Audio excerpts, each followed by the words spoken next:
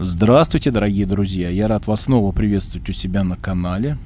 Никитский бульвар это одна из составляющих бульварного кольца. Мы с вами делали не так давно очередной сюжет. Уходили мы здесь вниз в нем. Это у нас проезд по всему бульварному кольцу. Вы посмотрите, как он выглядит в это время года, его романтические места, ну и многое другое. Мы уходим в этом сюжете с вами на Новый Арбат, по нему мы проедем, посмотрим, что его окружает с противоположной стороны станции метро Арбатская. И вот так вот выглядит в этот режим самоизоляции Москва, ее улицы и сам Новый Арбат. Ну а относительно нашего движения по левую руку проходит улица Арбат.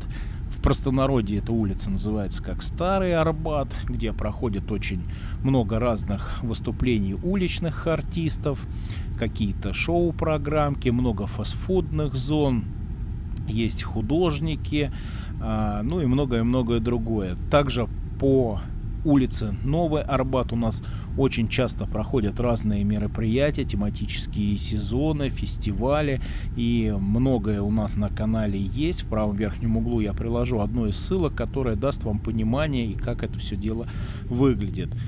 Здесь у нас проходит Садовое кольцо и Новинский бульвар. Также на канале есть разные проезды по разным кольцам, в том числе и Садовому кольцу. Ну и движение наше идет в сторону Москва-реки. Сразу на горизонте у нас открываются виды в сторону Москоу-Сити. Появился шпиль гостиницы «Украина». И по левую руку от нашего движения автомобили уходят на Новоарбатский мост. Ну а мы с вами продвинемся в сторону Дома правительства. Вот так вот он выглядит. Ну а по правую руку от нас вот так вот выглядит здание правительства Москвы. Шикарные улицы, виды на высотки, широкие и светлые улицы. Насыщенная жизнь обычно в нережимное время здесь проходит. Часто здесь проводит свое время молодежь, прогуливаясь по набережной Москва-реки. Ну и об этом мы сейчас немножечко поговорим. Значит, движемся, как я уже сказал, мы в сторону Москоу-Сити. Это нереально красивое место. Очень часто, когда здесь находишься или проезжаешь просто по набережной, прям так и хочется остановить автомобиль, выйти и провести некоторое время здесь. На набережных есть лавочки, и вот прям здесь вы можете посидеть и полюбоваться видами Москвы. То есть куда ни посмотри, Москва вся в огнях, подсвечена, много всяких разных инсталляций световых, мосты, эстакады, проплывающие суда, ну и, конечно же, шикарные новые современные высокие здания самого Москоу-Сити. Дом правительства светится, ну и также здание правительства Москвы, ну и многое-многое другое. Поэтому, если у вас будет такая возможность, обязательно побудьте здесь, проведите свое время. Многие приезжают в Москоу-Сити, побывав там вокруг, погуляя, забывают пройтись по этому месту. Поэтому тем, кто смотрит сюжеты, тем, кто наблюдает за Москвой и тем, что происходит, обязательно выстраивайте себе эти маршруты, не пожалеете. Что с этой стороны, что с противоположной. Кстати говоря, с противоположной стороны расположен прекраснейший ресторан с огромным ассортиментом рыбы, морепродуктов. Там есть парковка и нереальное количество блюд, красивая подача, быстрая и вкусная готовка. Ресторан называется «Эрвин». Посмотрите, он расположен на улице набережной Тараса Шевченко, которая проходит с противоположной стороны. Ну а здесь у нас появился центр международной торговли. Вот так вот он выглядит. Сразу же после него с правой стороны находится парк Красная Пресня. Ну и мы потихонечку приближаемся уже к Москва-Сити. Вы видите новые башни. Растут они практически как грибы. Не так давно у нас были отсняты сюжеты. Этих башен и в помине не было. И вот так вот уже продвинулась очередная стройка этих башен. Быстро их возводят, и в скором будущем эти виды на эти прекрасные высокие здания уже дополнятся новыми башнями, новыми высотками. Впереди у нас появился мост Багратион, очень интересный сам по себе мост. Приложу я одну из прогулок, которую мы с вами здесь сделали. С правой стороны у нас появился экспоцентр, его здание, его территория. Ну и немного в этой прогулке будет с противоположной стороны, какие виды на сами строения, на башни, на Москву-Сити. И обязательно, если вы прибываете сюда, не забывайте совмещать свои какие-то планы или прогулки или поездки с тем, чтобы не просто тупо здесь побыть и посмотреть на эти башни, а как-то продлить свое удовольствие, получить массу видов, массу фотографий, каких-то вдохновений. Для этого вам нужно обязательно как-то удаляться от этого места. Здесь можно сделать разными путями, как пройтись вдоль набережной, так и взять прогулку по Москва-реке. Также можно воспользоваться и транспортом не только подземным. Напомню, что здесь у нас есть несколько станций метро. Это у нас станция Выставочная, деловой центр, международная. Ну и Драгомиловский мост от нашего движения с левой стороны. Это третье транспортное кольцо, где также есть МЦК. Это Московское центральное кольцо, которое практически делает виток вокруг всей Москвы и показывает все вот эти вот шикарнейшие виды из поезда, из окна вашего вагона. Движемся мы уже по Тестовской улице, огибая Москва-Сити.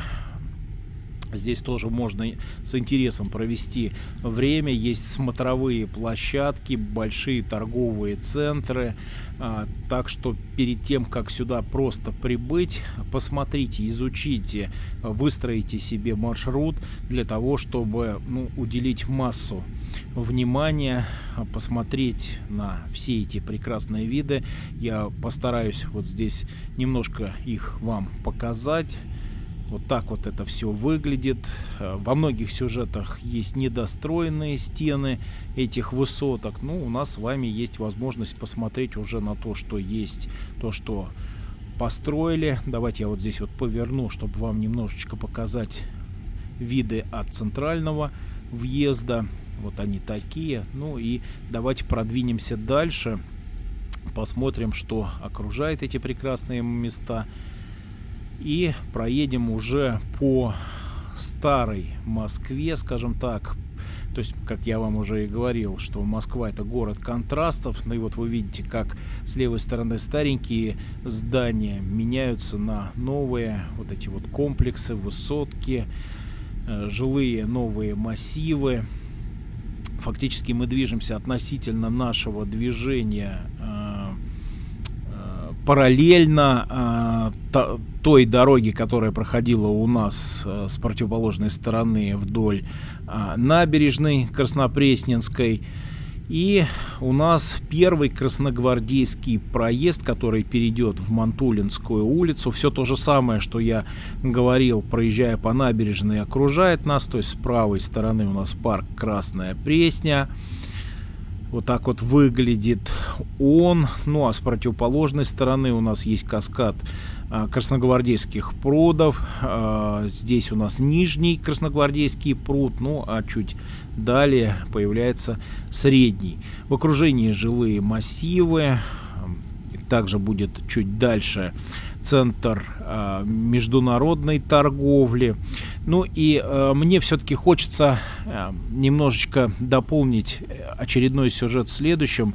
Не так давно я посмотрел некоторые свои ролики, которые я записывал в самом начале своего пути. Они были не так востребованы, потому как я не имел какой-то популярности, я не занимаюсь накруткой или еще какими-то коммерческими инструментами, которые подталкивают и разгоняют канал, но тем не менее сделал много разных сюжетов. И вы знаете, посмотрел прям вот в это время года. Очень интересные мне показались зарисовки осенние, зимние, разные тематические сезоны, как и путешествия в Рождество, так и просто прогулки в зимнее время года.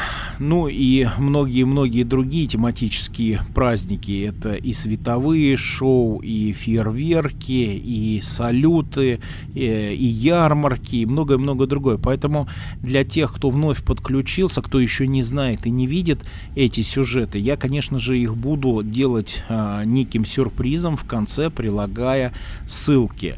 Поперек у нас проходит улица 905 года. Мы с вами дальше движемся в сторону Дома правительства. Ну и вот, дополняя, хочу сказать следующее, что многие пишут о том, что как хочется еще, мы будем ждать продолжения и так далее. И вот тем, кому не хватило этого сюжета, кому хочется еще больше узнать о Москве, посмотреть, как она выглядит в разное время суток и года, я буду прилагать такие ссылки в конце сюжета, и это будет рекомендуемый от меня посыл вам, где вы сможете вновь окунуться в интересные зарисовки, сюжеты, виды города и его жизнь. Поэтому и обращайте внимание, смотрите на те подсказки, которые выскакивают в конце моих сюжетов.